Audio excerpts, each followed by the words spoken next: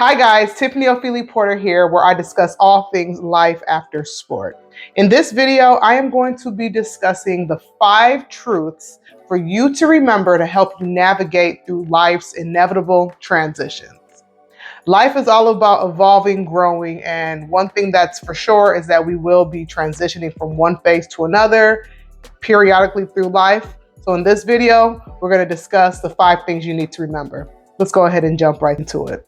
So what makes me an expert to even make a video on this topic? As a 36-year-old woman who has worn the hat of student athlete, pharmacist, mother, wife, entrepreneur, content creator, and a whole bunch of other ones in between, I have experienced what it feels like to transition throughout these different phases. With each shift, not only comes useful lessons, but just an ease of navigating through each of those transitions.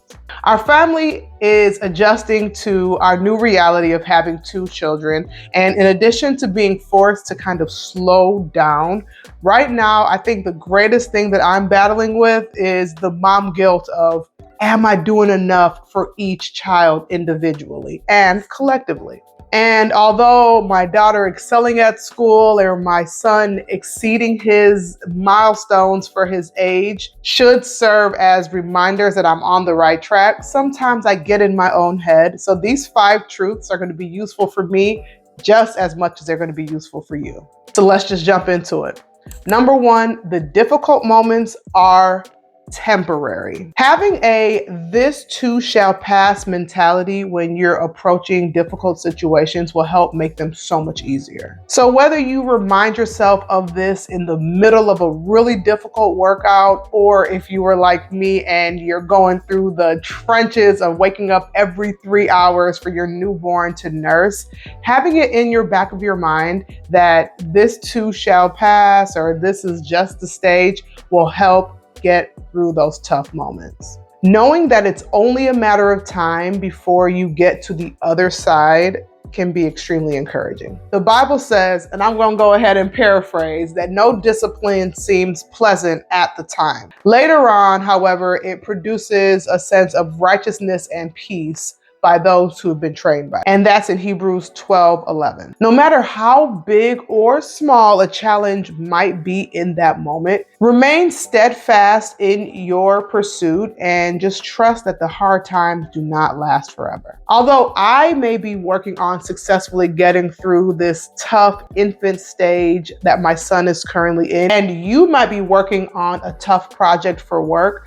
there is one thing that we share in common. And it is that each phase is temporary. Number 2, it will get easier with time. In life, the more you do something, the more skilled you become at completing it. Although the actual task may not change, with consistency and discipline, you will learn coping mechanisms that will help make it that much easier along the way.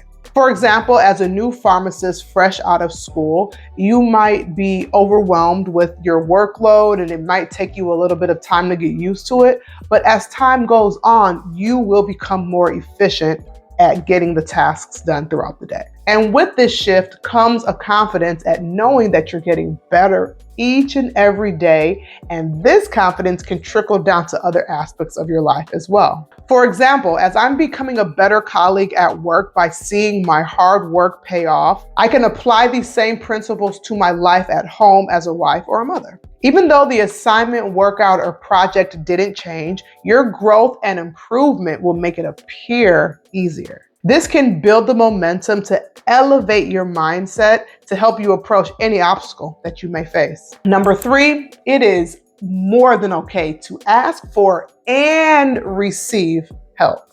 In a culture that once praised the do-it-all mentality, I am so happy there's been a recent push towards the soft life. As an aside, I know the definition of soft life can be kind of debatable, but generally speaking, it refers to a lifestyle of comfort or relaxation with minimal challenges and stress. And although for some, the definition of the soft life can be kind of controversial, let's just stay on track here, okay? There is no badge of honor in running yourself to the ground when there's help that's willing and available. Obviously, there will be situations where you have to do things on your own, but with a little bit of planning and research, you will find that you can actually delegate a lot of tasks to someone else to help free up time for you to do other things. Now, I am aware that relationship status, finances, or other factors might prohibit someone from fully being able to offload that stress or that burden. I do believe that sometimes just asking for help might be the missing link. And this speaks to not only the importance of building community, but also the art of trusting others to help you when it's offered, and to accept that their approach might be slightly different than yours, and that is okay. I've personally learned to relinquish the desire to do everything on my own and accept help when it is offered to me. And I've been better for it. Before I go to the next tip, I do want to say if you're finding any use in this video, please do give it a thumbs up. It helps me out a lot. And if you like this type of content, go ahead and subscribe to join the family. We are so close to reaching 1,000 subscribers. And don't you want to be one of the pioneers of this channel? So go ahead and join and let's do this together. But let's move on to the next truth. Number 4, and this one's important. Give yourself credit and the proverbial tap on the back. When I was competing as a professional athlete, I was a on to the next one type of athlete. And although this approach in sport does have its place and can be useful for your longevity in sport, there is also a time and place to stop, pause, and reflect on how far you have come. You can appreciate the journey of growth while still acknowledging that you do in fact have a ways to go. Those two things are not mutually exclusive. I found that these periodic check-ins accompanied by those mini celebrations along the way not only makes the journey sweeter, it also just gives you that positive reinforcement that you sometimes need. And that can be incredibly encouraging along the way. For example, I gained 60 pounds when I was pregnant with my son, and I had a goal to ultimately lose it all. I knew that the weight took the time to come on and it was going to take time to fall off. So I gave myself grace and released myself from the shackles of these self-imposed timelines. As a side note, I did gain a similar amount with my daughter. I was able to lose it all in 4 months. So I figured it'll be the same situation the second time around, and that wasn't the case.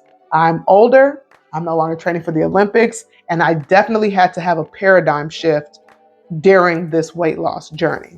So I started celebrating the small victories daily, even if it was 1 pound per day.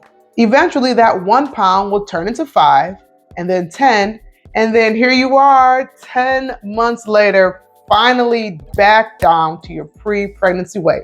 Let's give a dance for me. Thank goodness for progress. It has been a journey, and I'm just so grateful that I did not beat myself up along the way. There truly is an art to finding joy in the journey. The next truth to remember: it will all be worth it in the end. The saying, nothing worthwhile ever comes easy, is something that I'm constantly reminding myself of when I'm in the middle of a difficult moment or just a transitional period of my life. Life has shown me that hard work, sacrifice, and discipline will usually yield fruit, even with seemingly mundane tasks. Maintaining a positive spin on things can also help in just keeping everything in perspective. For instance, if I'm sleep deprived and waking up every 2 hours to feed my newborn baby, it just simply means that God answered my prayers for a second child. If I'm struggling to find the hours in the day to check everything off of my to-do list, it might mean that I just need to slow down and truly prioritize what's important each day. If I'm struggling to do 10 push-ups, yes, this actually happened at the beginning of my fitness journey postpartum, I can shift my perspective and just remember how remarkable it was that I was actually a professional athlete for 12 years. And with that, it also made me shift to gratitude that my body was actually able to carry and birth 2 healthy children. And if my journey back to fitness, even though it's kind of different now, no longer training for the Olympics, if that journey takes time, so be it. Having those paradigm shifts and just accepting where you are and not getting too hard on yourself will do loads, not only for your mental health, but just the journey overall. Regardless of what it looks like for you, reminding yourself that it will all be worth it in the end will just really help to keep things in perspective and give you that extra encouragement when you're in the middle of those tough moments and those transitions. In the end, it will be so much easier if you just maintain a positive outlook on the journey. These tips are applicable regardless of whatever season you are facing, whether that be motherhood, a new track season, a new job, a new relationship, or wherever life may find you at the moment. Transition in life is inevitable. When they do come, I hope that we all feel encouraged and equipped to be able to handle them with confidence.